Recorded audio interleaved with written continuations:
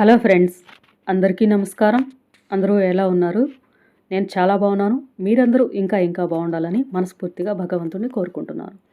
ఈరోజు మన రెసిపీ మేథీ పరాటా అండి. ఒక్క పరాటా తింటే చాలు, టమ్మీ ఫుల్ అయిపోతుంది. టేస్ట్ బాగుండటమే కాదు, హెల్దీ రెసిపీ అనమాట. Welcome to our channel Radha Devi kitchen. నేను మీ కృష్ణ.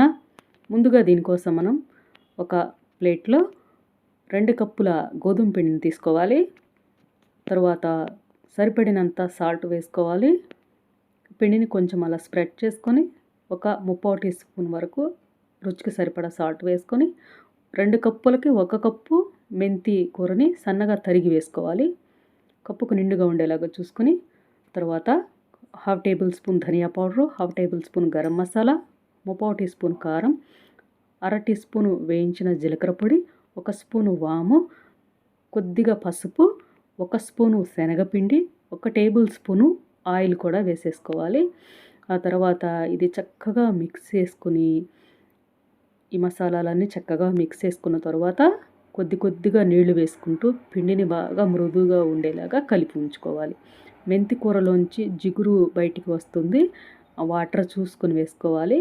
కొద్దిగా వేసుకుంటూ ఇలా కలిపి ఉంచుకోవాలి పిండిని. తర్వాత దీన్ని ఇలా ఒక చోటకు చిచ్చేసుకొని కొంచెంసేపు పిండిని నాననివ్వాలి. ఒక 10 నిమిషాలు నానాక కొద్దిగా ఇలా పిండిని తీసుకొని మనం పరాటాలాగా తయారు చేసుకోవాలి.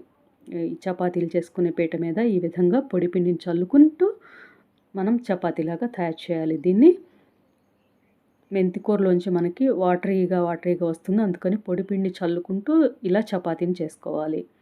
చూసారు కదా, ఈ విధంగా కాస్త మందంగా ఉండేలాగానే తయారు చేసుకోవాలి.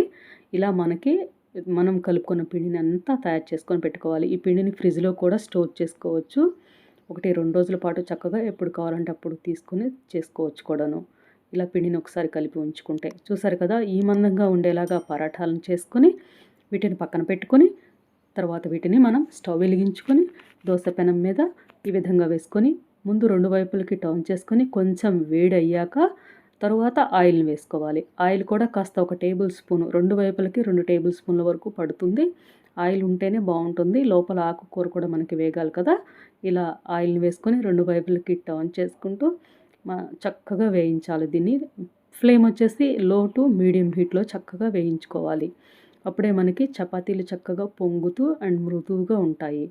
హై ఫ్లేమ్ మీద పెట్టేసామంటే పై పార్ట్ కాలుతుంది కానీ మనకి లోపల పచ్చిగా ఉంటుంది. చూసారు కదా, ఇలా 2 వైపులకి టర్న్ చేసుకుంటూ చక్కగా వేయించుకొని తీసుకోవాలి. ఈ విధంగా అన్నిటినీ తయారు చేసేసుకోవటమే. ముందు 2 వైపులకి ఆయిల్ లేకుండా కొంచెం వేగాక అప్పుడు ఆయిల్ వేసుకొని 2 వైపులకి టర్న్ చేసి చక్కగా వేయించుకొని తీసుకోవటమే. చాలా టేస్టీగా ఉంటుంది అండ్ మెంతి కూరలో చాలా హెల్త్ బెనిఫిట్స్ ఉంటాయి. తప్పకుండా వారంలో 1-2 సార్లు మెంతి కూరను తీసుకోవడానికి ట్రై చేయండి. మెంతి కూర కొద్దిగా చిరుచేదు ఉంటుంది. ఇలా చపాతీల్లో అలా వేసుకొని చేసుకుంటే ఆ చేదు కూడా ఉండకుండా చాలా బాగుంటాయి.